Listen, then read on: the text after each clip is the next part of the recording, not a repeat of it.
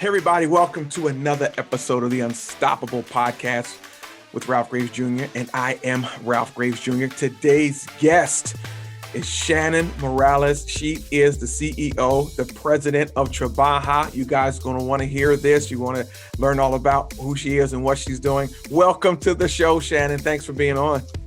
Hi, Ralph. Thank you so much for having me. I really appreciate it. I appreciate you taking the time on this morning to jump on with us here and just share with us, what you do and how you do it. You are a major influencer. You're doing some great things. I've watched you handle this pandemic in a phenomenal way, like many that I have on the show do. And so I just wanted to introduce you to my audience. Explain to my audience what Trabaja is all about. Yeah, absolutely. So Trabaja is a digital talent marketplace and community for underrepresented tech and startup enthusiasts. So basically, we're a community first product. We're really focused on supporting the under-supported and underrepresented professionals that are interested in the tech space. They just don't know how to get there. They don't know how to access training. They may not know how to access career opportunities, especially those that are pretty new to the industry. I mean, I'm a career changer, so I always feel like it's difficult if we don't have people, in our circle who are doing similar things in the tech space. So what Trabaja is really that support system, that support network.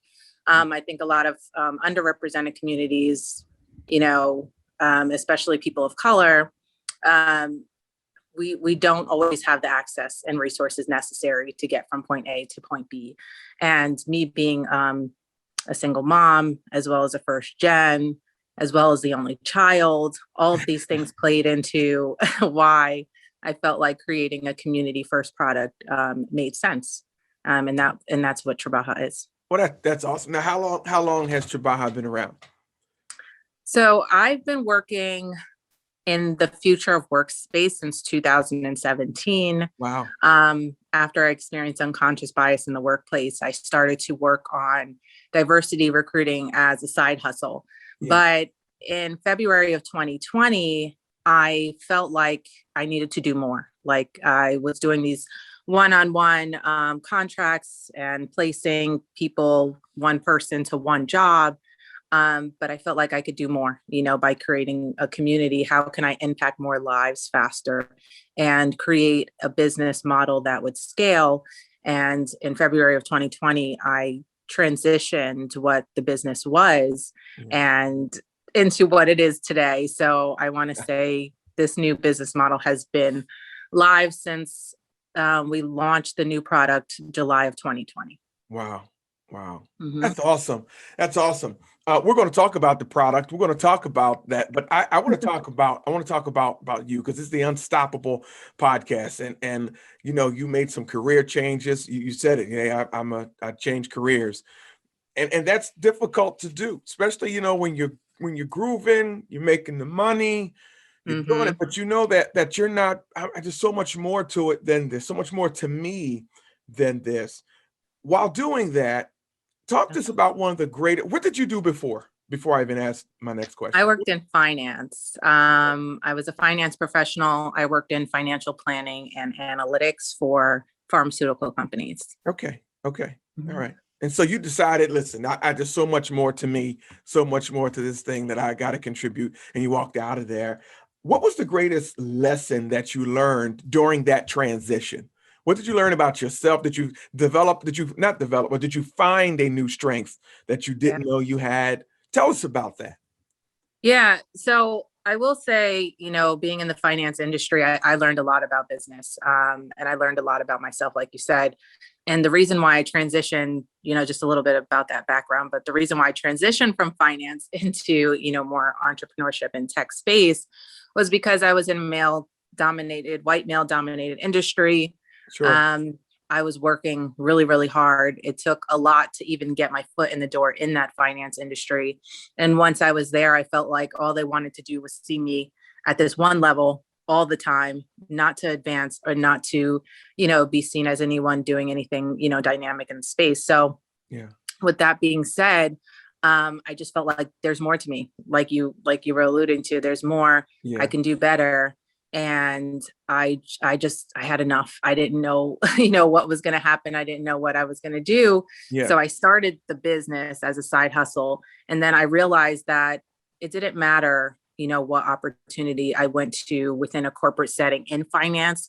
If I went to finance within pharmaceuticals or finance and technology, that this particular function within the corporation is always going to be very similar. Sure. And for that, I felt like either A, I have to sit here and settle, for Yeah. what this environment is going to give me, Yeah. or B, I need to take a risk on myself and find a way to, continue to support my family, Yeah. make similar money, right? Because I couldn't just, I have 3 daughters. I couldn't just, take such a huge pay Sure. cut. Right. And how was I going to do that?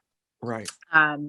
So I learned a lot about myself, that if my back is against the wall, that I'm a fighter, I'm a hustler, and that I can make anything happen. Yeah. And, I kind of took back some of the lessons that I learned while I was, growing up, playing D1 basketball and just being super competitive. And Sure. I always thought about what makes me different from other people. Yeah. And I think it's always me wanting to be better than, me making sure that I'm always trying to see the best version of myself. Right. And that's not necessarily competing against other people out there, but it's competing Say against Shannon. that again for the people in the back, because we always think we have to compete against somebody else. Say that again. You were competing against who?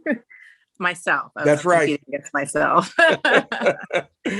Yeah, I mean, at the end of the day, we have to sit here and when you're in a closed room, like you have to look in the mirror at yourself and say, am I doing everything that Shannon can do to make sure that my life and my family's life is going to be successful, is going to see wealth generating, income and businesses that are going to continue to build this family and this legacy that we have. Yeah. And that was all I could see for my future, is that there has to be a better way to do this. And for me, that was entrepreneurship. Yeah. For somebody else, that could be technology. For somebody else, that can be, academics. It could be, anything. It just means that whatever you choose, you have to go about it as if this is what people are going to know about you for, years to come and generations to come. Yeah. Yeah. So what did you, cause I think anybody that steps out and steps away from and steps out to do what you're doing, or anything that they do, they face a wall that I call the terror barrier. Yeah. There is a moment when you're all by yourself. There's a moment where, okay, I'm going to do this. And we say that courage is not the absence of fear. It might be fear, but you go anyhow. What did you feel, or what was the conversation you had to tell yourself when you faced that initial terror barrier, when that idea first hit, that you called it a side hustle, but God was preparing you for what you're going to do to elevate you and your family for the rest of your life? What did you do when it hit you, when you came to the conclusion that, or what was that final push, that I'm walking away from this guaranteed money to this finances that I'm going to have to generate and create? And what did you do when you faced that terror barrier? What pushed you over, I should say? I had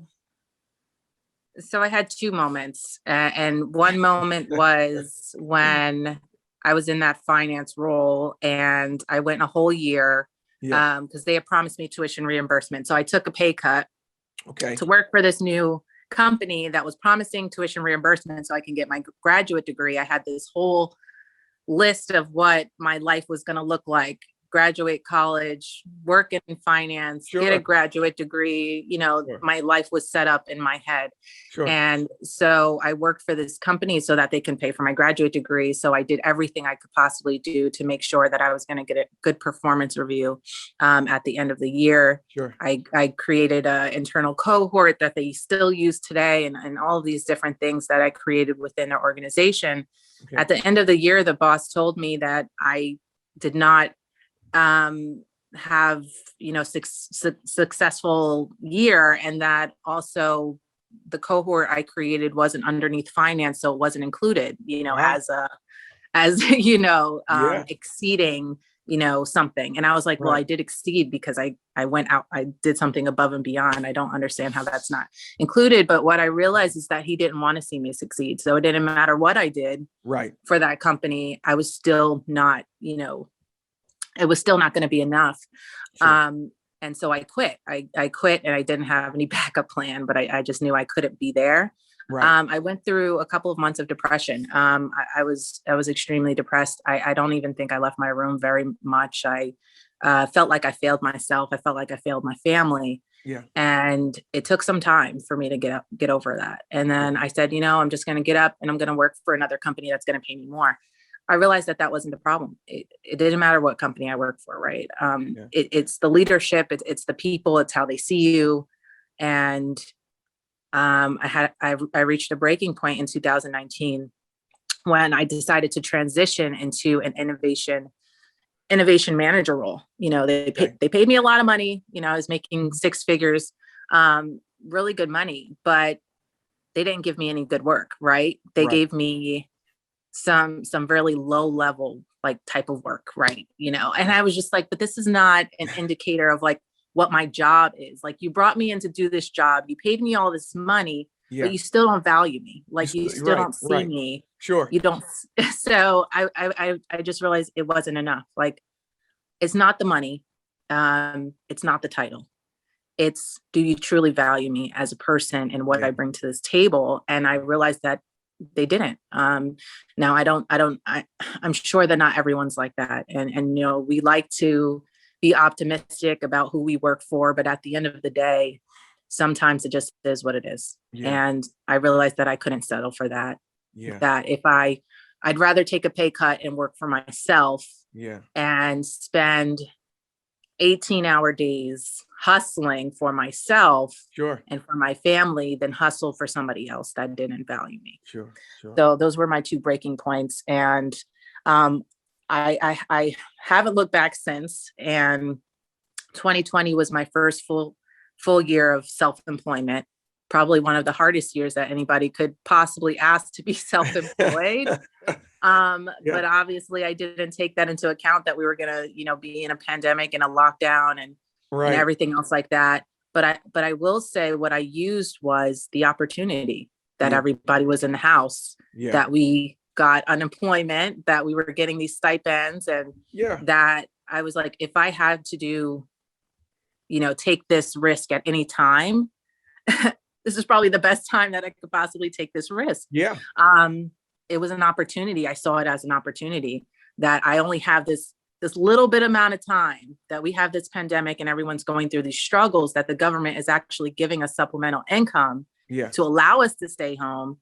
I need to use this time to build the business and to make sure that I have paying clients once this is over. Yeah. Yeah. And that's what you did. And that's what makes you unstoppable. You push through it. You push through it. I tell people, and I say, don't curse the storm. Don't curse the storm, because it's a waste of time cursing the storm. Yeah. It's a waste of time. The storms are going to come, they're going to leave. But if you pay attention, the storm brings rain, and with rain, a harvest always follows. And so you didn't curse the storm, you endured the storm, and look at you now. Look at you now. And so that's why I wanted to have you on the program. You have come through some things, and that story is important. You talked about depression. I work with the National Alliance for Mental Illness, and we think that when I say, mental illness, people are like, oh my God, no, any bit of stress, depression, anxiety, grieving, or whatever, and sometimes we go through that. Sometimes we go through that depression. And one of the things I kind of tell people is the easiest way to get out of depression is to get up and do some work. Right. I can fight my depression or my anxiety by pouring into somebody else, or by developing what God has placed inside of me. And I don't even know if you realize you had done that, but you just admitted that, hey, to get out of this thing, I got to get to work. And I definitely salute you for that. What are you learning right now, Shannon? Share with my audience, what are you learning right now? Right at this moment, this month, what are you learning about you, about about anything? What are you learning right now? I learned how to be a better leader when I was putting together Diversity Tech Summit, and I'm building a team. I Yeah. say we because it always sounds, you know, larger than life when you talk about a business that you're building, to say we, because you want to make sure that people know that your idea is bigger than yourself. Right. So I always say we, just to be clear about that. But I'm learning how to build a team, a strong team that supports the vision. Sure. And I'm learning how to delegate. You know, before it was just me taking on a lot, you know, doing a lot with a little, being resourceful and industrious. Yeah. And now it's like, how can I share my knowledge with others, and then make sure that they're able to use that, you know, either to go on and work for other companies, or, you know, to stay with me, you know, once we get more funding. You know, what does that look like? We now have a team of 4. Hey, that's great. Yep. And I'm looking to add two more people onto the team, hopefully by the end of April. Okay. So it's you and 4 other people? Mhm. So you got your starting 5. See that, like that basketball reference? Yeah. You got your starting 5. My starting 5. Yes. And you're looking to add to the bench. That's great. That's awesome. You said a mouthful there. It is about team building. Mhm. And those of us who've played sports, coach sports, I think we have a different view of what building a team is. Now, you alluded to playing D1. Where'd you play D1 basketball at? Women's basketball? South Carolina State. Okay. All right. South Carolina State. Right now, during the course of this interview, guys, March Madness is occurring on both sides, the women's and men's. Can you give me your favorites real quick? Then we'll get back to the interview.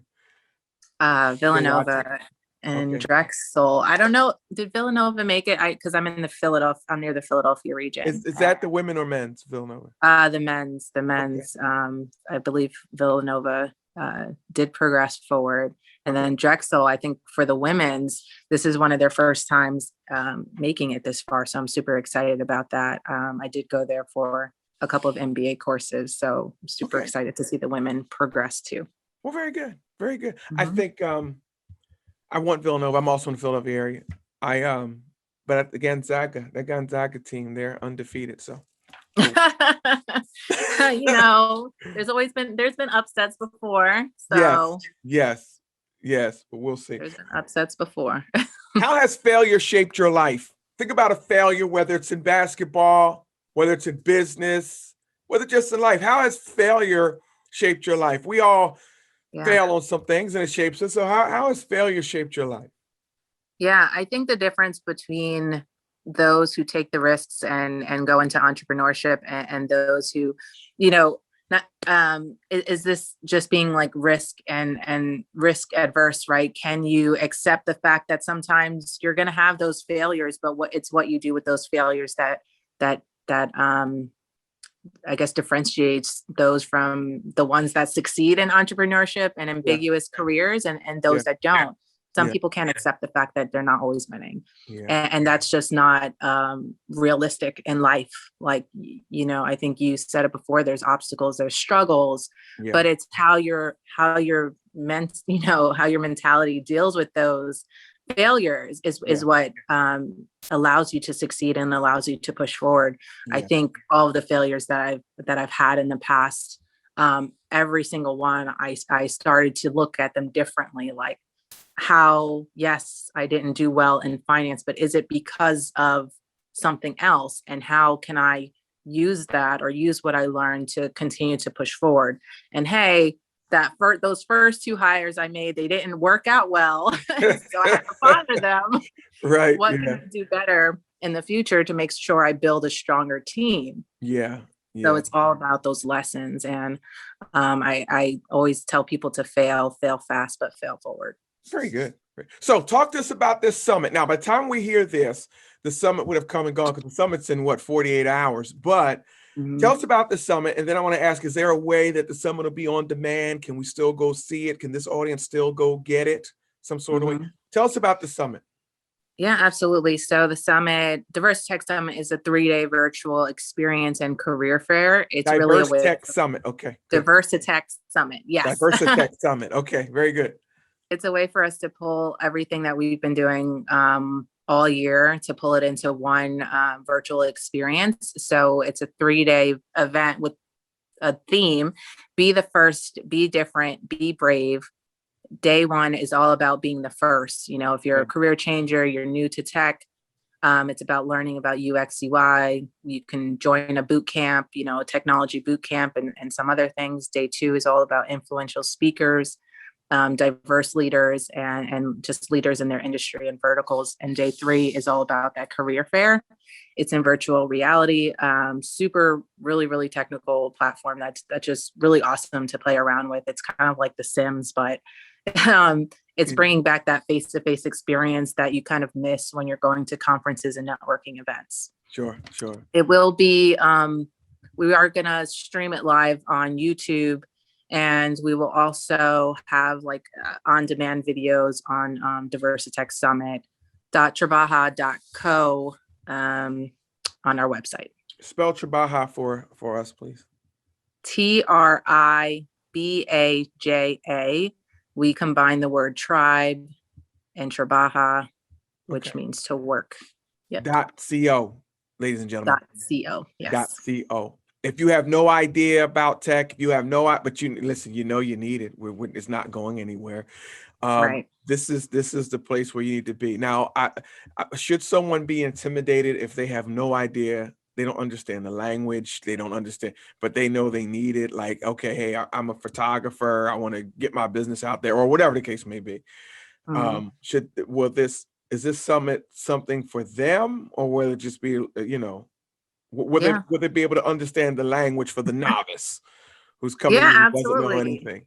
Yes, absolutely. It's for novice techies. It's for recent grads. It's for experienced professionals. It's really about that community aspect where you're able to network with people that are at all different stages within that tech career.